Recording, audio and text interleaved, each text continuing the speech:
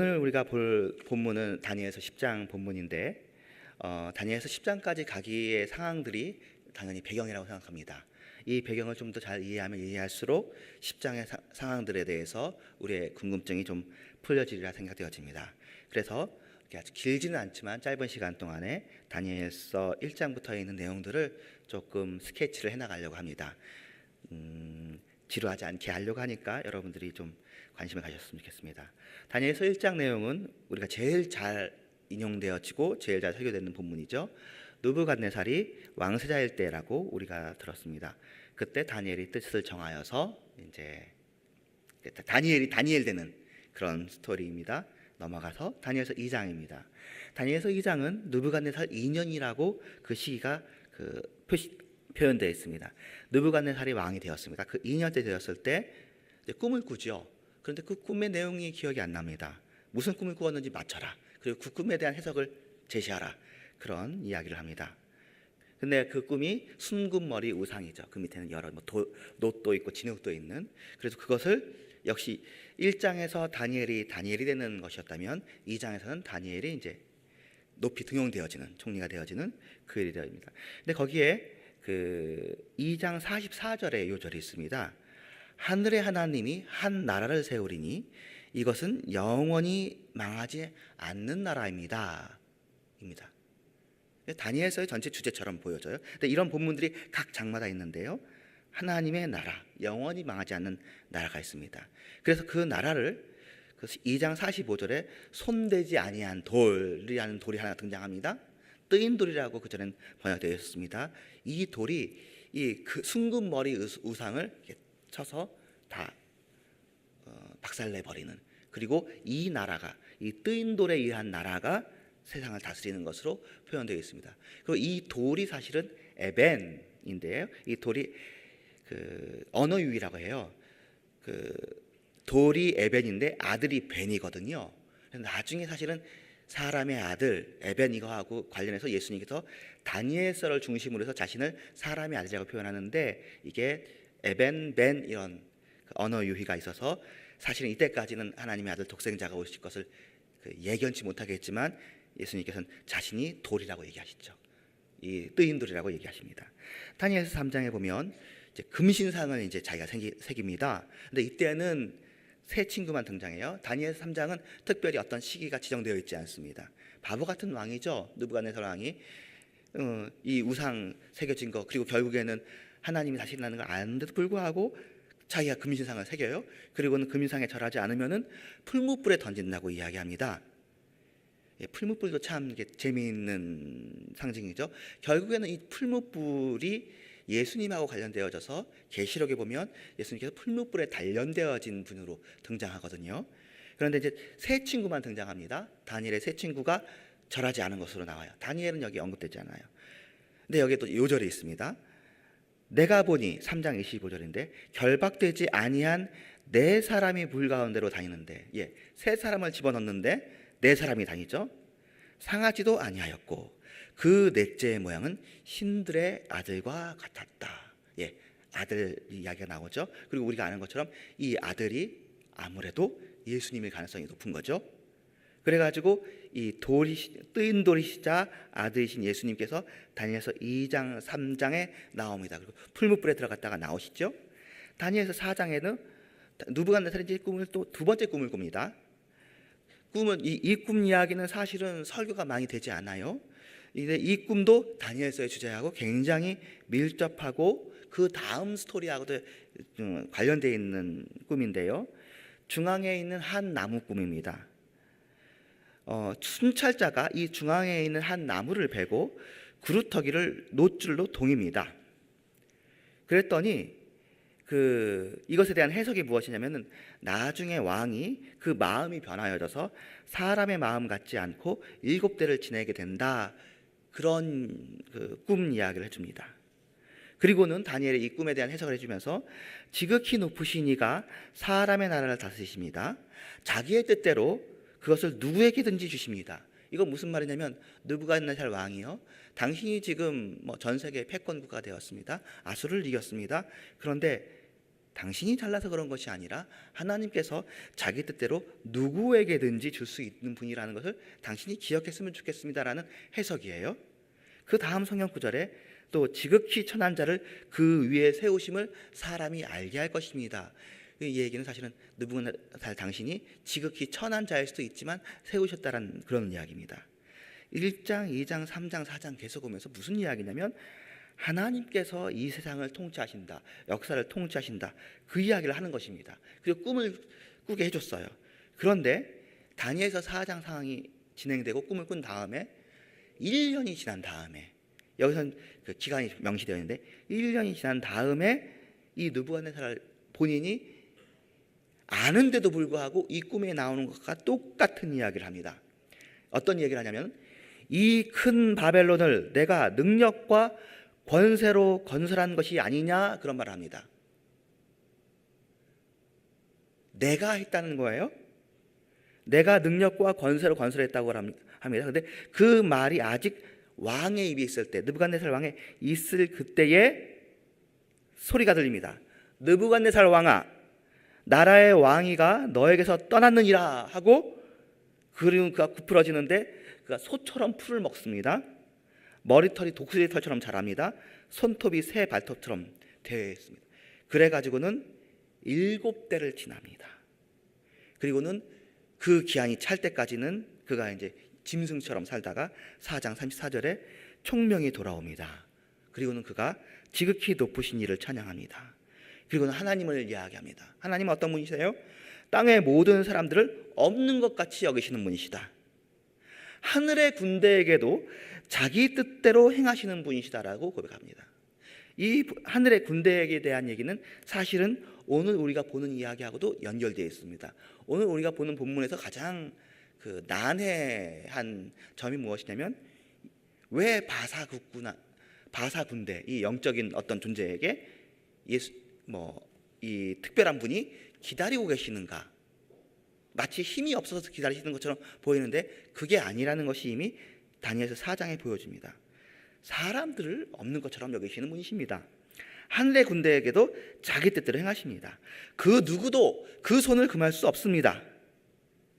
여러분이 믿는 하나님이 이 하나님이신 것을 믿으시기를 주님의 이름으로 축원합니다. 하나님께서 세상을 다스리십니다. 하나님께서 바벨론을 세우시고 바벨론을 흩으십니다. 이것을 이제 다니엘서 4장을 통해서 하나님께서 1, 2, 3, 4장을 통해서 보여주셨어요. 자, 그러면 느부갓네살 왕이 이렇게 깨닫고 좀 하나님을 알게 되었으니까 그 다음 사람은 좀 나아져야 될 텐데, 다니엘서 5장이 벨사살 때 이야기입니다. 이 벨사살이 우리가 여기는 또 이제 주일학교에 또 자주 설명되는 본문이에요. 하나님의 성소에 금그릇과 은그릇을 가지고 옵니다. 그래서 하나님의 성소 금그릇 은그릇을 가져왔기 때문에 문제가 되었는가 봤더니 그것만이 아니라 그것도 좀 선을 넘었어요. 그 다음 선을 넘습니다.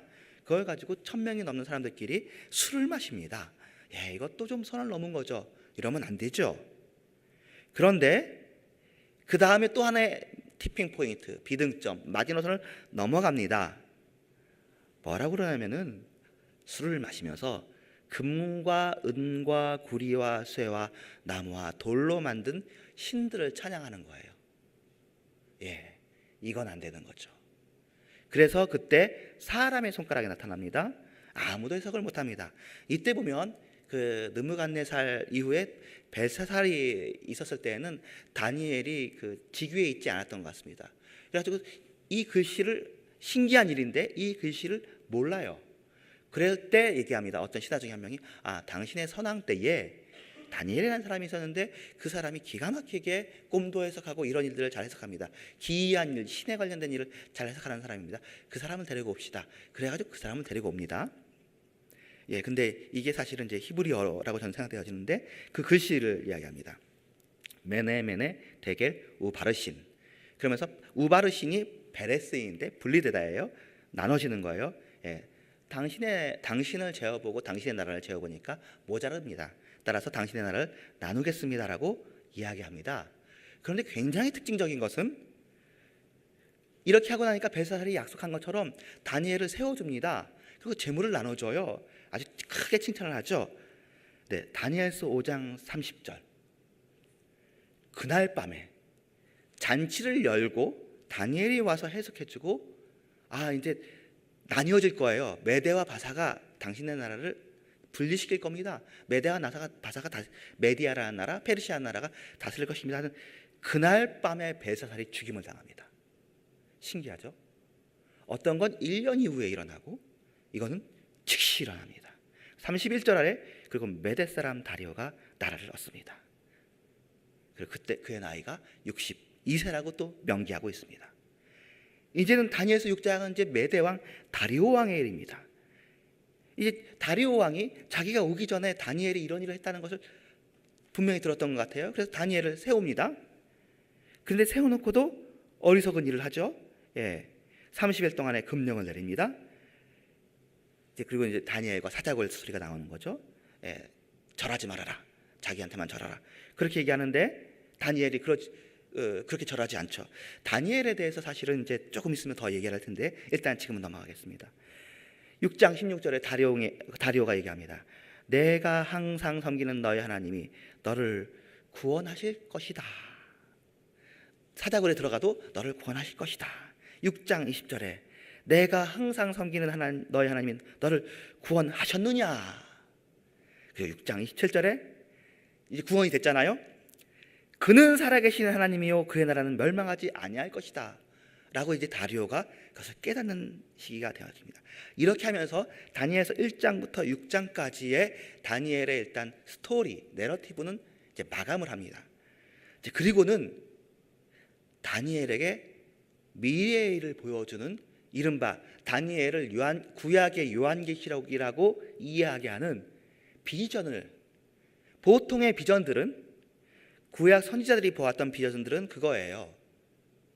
앞으로 메시아가 올 것이다 정도의 예언들, 그리고 포로 이후에 돌아올 것이다 그런 예언들을 예레미야가 보죠.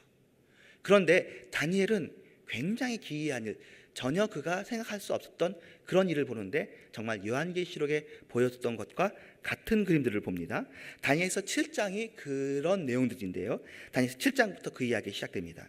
다니엘서 7장은 아까 그 어리석은 그 왕 벨사살 왕 때에 있어진 일입니다.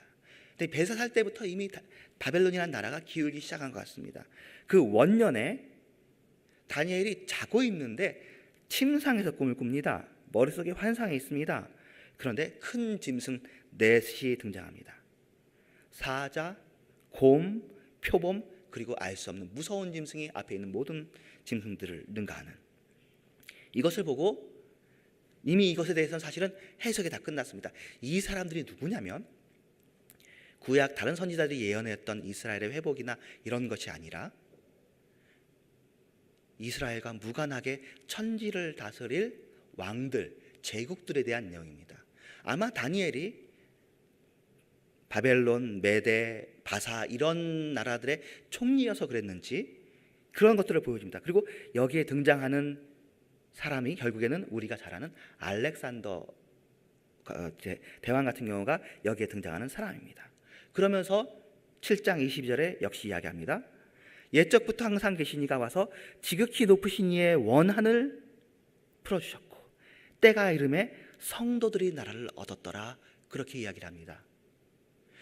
자, 이제부터 제가 다니엘 이야기를 좀 하겠습니다.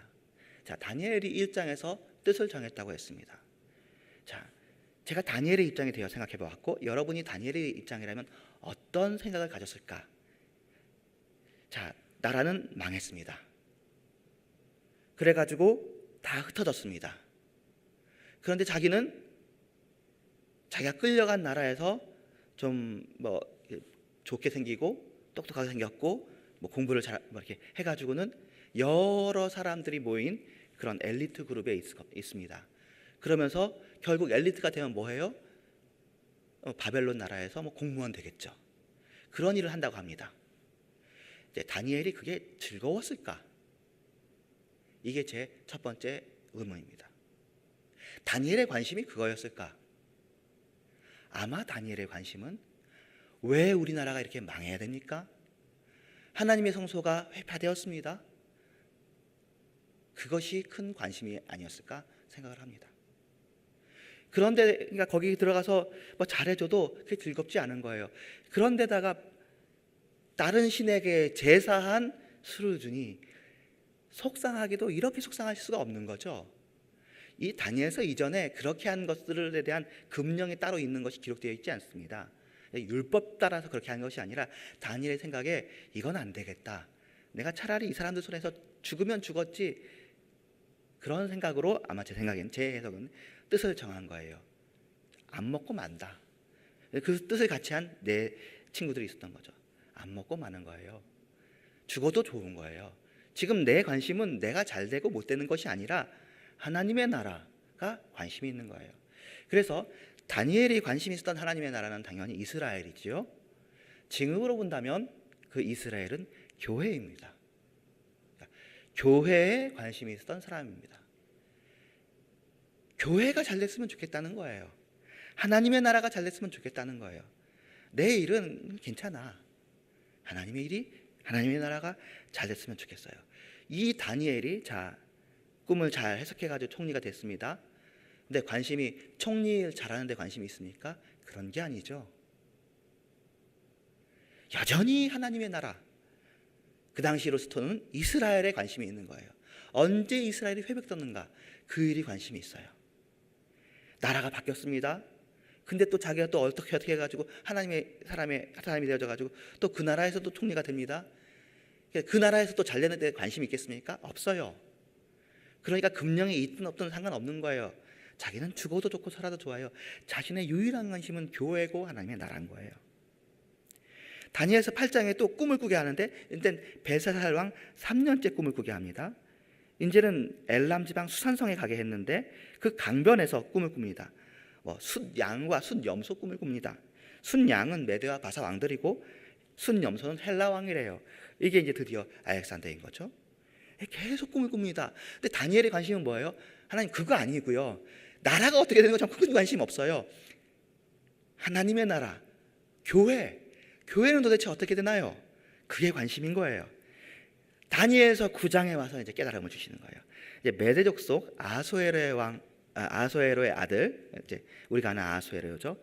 다리오가 통치하는 또 원년입니다. 이상하죠? 원년의 꿈을 꿉니다. 예레미야의 책을 입수하게 된 거예요. 그럼 깨닫게 됐습니다. 70년 만에 너의 포로 생활이 그치게 될 것이다. 이걸 하니까 너무나 즐거웠어요. 너무나 행복했어요. 하지만 왜 자기들이 망했는지가 거기에 써 있습니다. 왜 망했어요? 자기들이 하나님의 말씀을 불순종하기를 너무나 오랫동안 불순종했어요. 심지어는 7일에 한 번씩 있는 안식년을 70번이나 어길 정도로 그렇게 불순종을 한 거예요. 하나님께 불순종했고 사람들에게 불순종했고 또 땅과 짐승들에게까지 불순종했습니다. 모든 관계에서 불순종했습니다. 아마 제사도 그 드리는 제사가 그 마음 중심으로 신명기에 써 있는 것처럼 마음과 뜻을 다하여서 하나님을 사랑하는 제사가 아니라 바알 신에게 드리는 제사처럼 우리를 잘되게 해주세요, 내가 당신을 통제하겠습니다, 그런 제사로 드렸던 것 같죠. 그러니까 산당이 있고 우상이 있었던 거죠.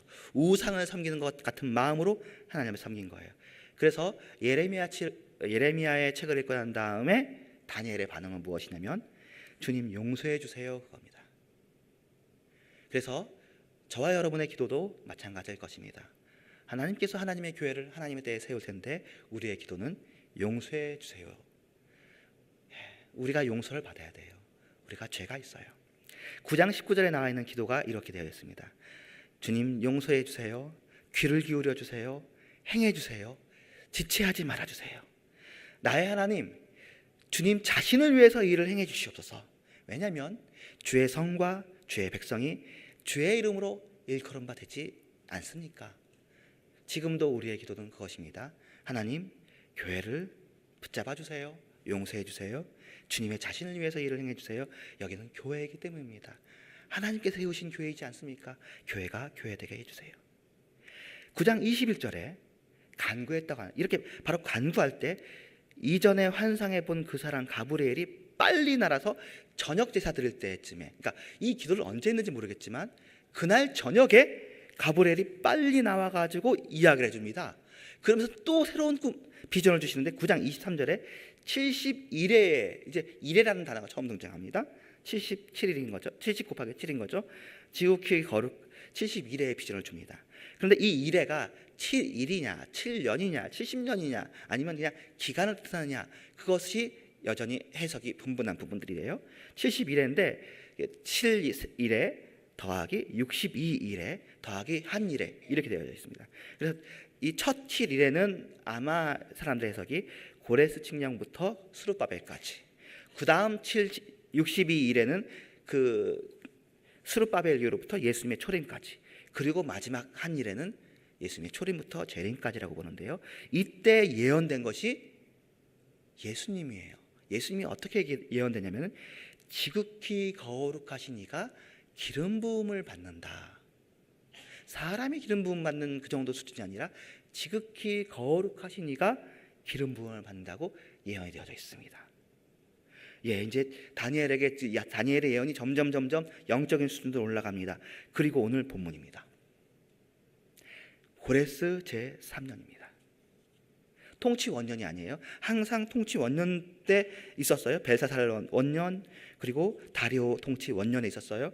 아마 고레스 통치 원년에도 기대했을 거예요. 근데 꿈이 안 보여요. 비전이 안 보여요. 3년을 기다려요. 그런데 하나님께서 큰 전쟁에 대해서 보여주십니다.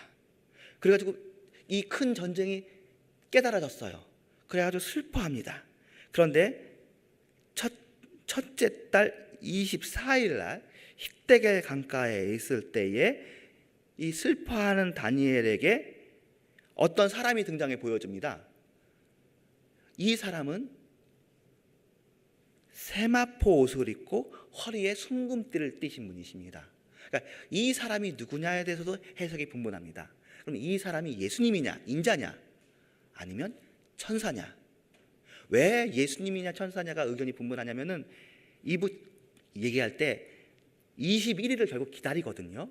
결국 이 스토리가 전제가 내가 너 기도할 때 바로 응답이 왔는데 바사국군이 나를 대항하여 서 있었어.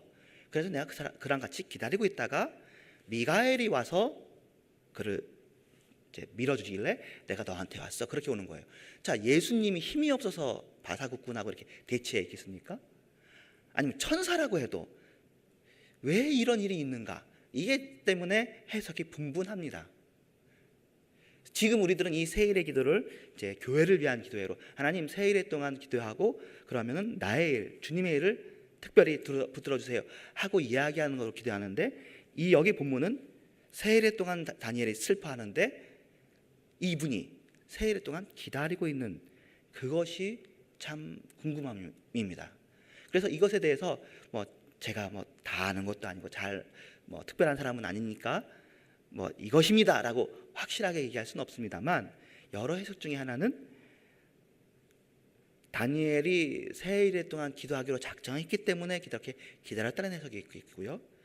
근데 아마 여러분도 동의하고 저도 동의하고 아마 다른 사람들도 동의할 수 있는 제일 좋은 해석 중에 하나라고 생각되어지는 것은, 이게 세일을 기다려야 하니까 우리가 알 수 없는 이유가 있지만 예수님께서 힘이 부족해서 분명히 그래서 이분은 아마 예수님인 것이 분명하다는 것은 제 해석인데요.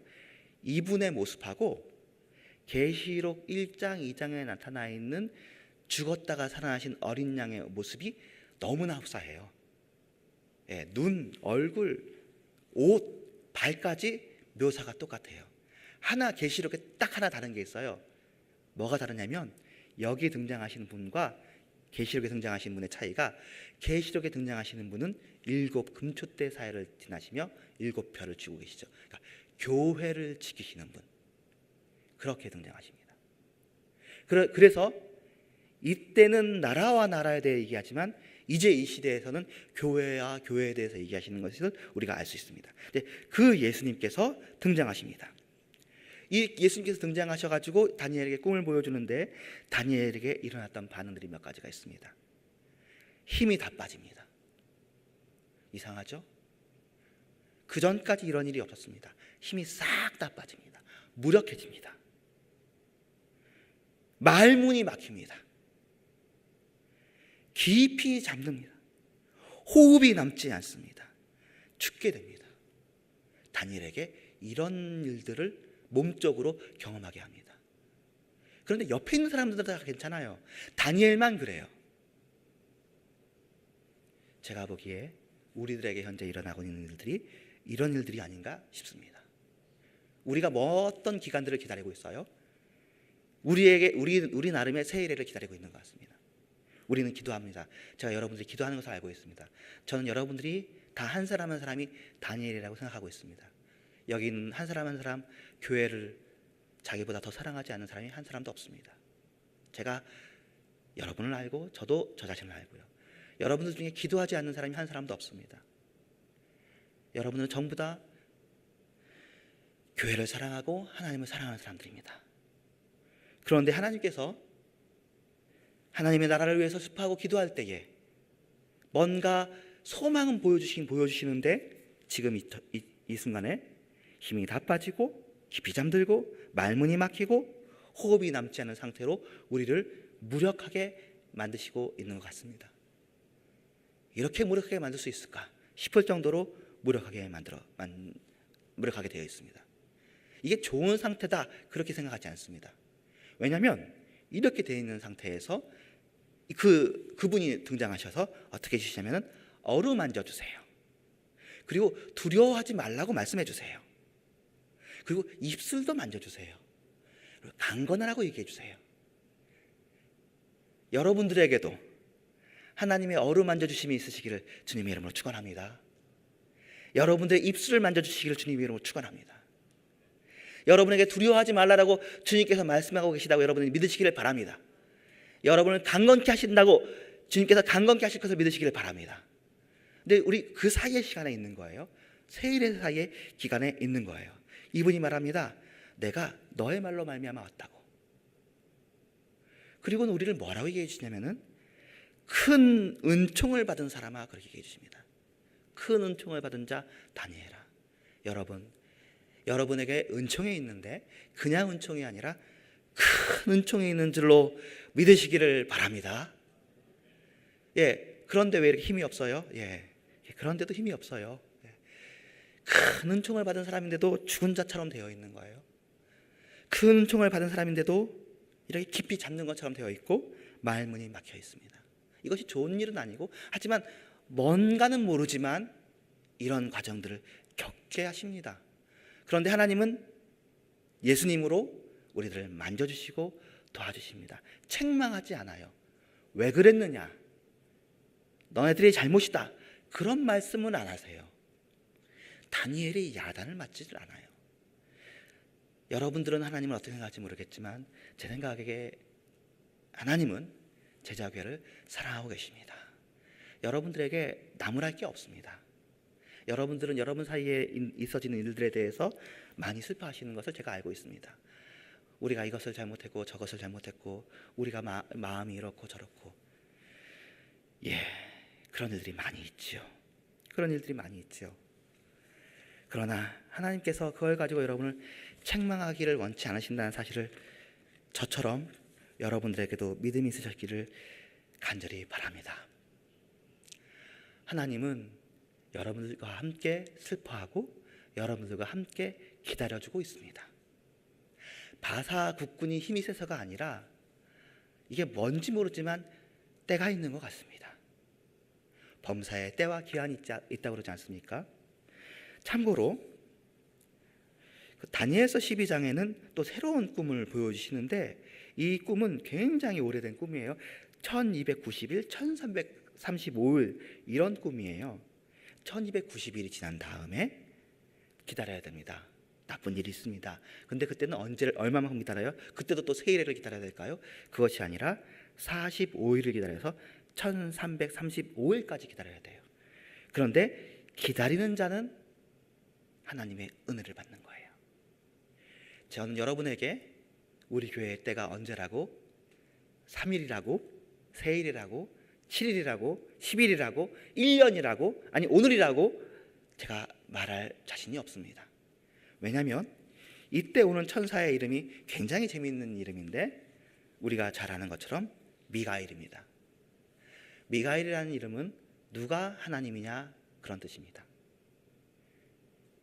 누가 하나님입니까? 하나님만이 하나님이십니다. 교회를 교회 되게 하시는 분은 하나님뿐이십니다. 저도 아니고 여러분도 아닙니다. 우리들은 하나님의 그 일을 수종하고 그 일에 협력하고 그 일을 기도하는 사람일 뿐이죠. 그런 의미에서 우리가 하나님이 아닌 것은 너무나 감사한 일입니다. 여러분이 하나님이 아니었어요. 저도 하나님이 아니었고요. 장로님도 하나님이 아니었고, 집사님도 하나님이 아니었고, 권사님도 하나님이 아니었어요. 우리 중에 아무도 하나님이 안 계셨어요. 하나님만이 하나님이셨어요. 물론 우리 안에 주님께서 역사해 주시는 것에 대해서 우리가 믿고 간구합니다. 우리는 임마누엘입니다. 그러니까 우리가 하나님의 뜻대로 주님의 나라를 위해서 기도할 수 있습니다. 그런 의미로는 우리 중에 아무도 하나님은 없지만 우리는 모두가 하나님의 뜻대로 기도할 수 있는 사람입니다. 우리가 두 가지를 기억해야 되는데, 하나는 사람은 누구도 하나님이 아니다. 하나님만이 하나님이시다. 그래서 모든 일을 주관하시는 이는 하나님이시다라는 것을 우리가 믿어야 됩니다. 여러분, 낙심하시면 안 됩니다. 절대 낙심하시면 안 됩니다. 하나님께서 그의 기뻐하시는 뜻대로 이 세상을, 특별히 그의 교회를 다스린다고 여러분 믿으시기를 주님의 이름으로 축원합니다. 네, 사람은 다양하게 하나님의 뜻에 쓰임받죠. 어떤 사람은 악하게, 어떤 사람은 선하게. 네, 하나님께서 다스리십니다. 하나님께서 모든 결재 권한을 가지고 계시고 하나님께서 통제권을 가지고 계십니다. 두 번째로 우리가 알 것은, 우리가 하나님이 아니지만 그러나 우리가 그리스도 이후에 예수의 이름으로 기도할 수 있는 특권을 가지고 있다는 것을 여러분이 기억하셔야 됩니다. 따라서 여러분들이 기도하시면 하나님께서 여러분의 기도를 고려하십니다. 여러분의 기도를 계산해 넣습니다. 우리가 특세를 할 것이고, 장로 피택을 위해서 기도할 것이고, 장로 피택의 궁극적인 목적이 아니잖아요. 장로 피택을 통해서 우리 교회가 좋은 교회가 되어지고, 건강한 교회가 되어지고, 아름다운 교회가 되어지고, 하나님의 보시기에 합당한 교회가 되어지는 것, 그리고 우리가 하나님 보시기에 합당한 성도가 되어지는 것이 우리의 목적 아닙니까? 그것을 어떻게 이루신다고요? 하나님이 이루십니다. 하나님만이 이루시는데 여러분의 기도를 통해서 이루십니다. 여러분이 혹시 지금 해야 될 가장 중요한 일이 있다면 기도하는 일일 것입니다. 여러분이 그럼 일하는 건 기도와 다릅니까? 기도가 일이고 일이 기도입니다. 여러분의 모든 노력이 기도가 되시기를 주님의 이름으로 축원합니다. 그리고 여러분이 기도하는 마음으로 모든 일들을 진행하시기를 바랍니다. 기도와 일이 같습니다. 여러분의 모든 삶이 기도입니다. 하나님이 하나님의 일을 진행하시고 하나님의 때에 하나님의 일을 진행하십니다.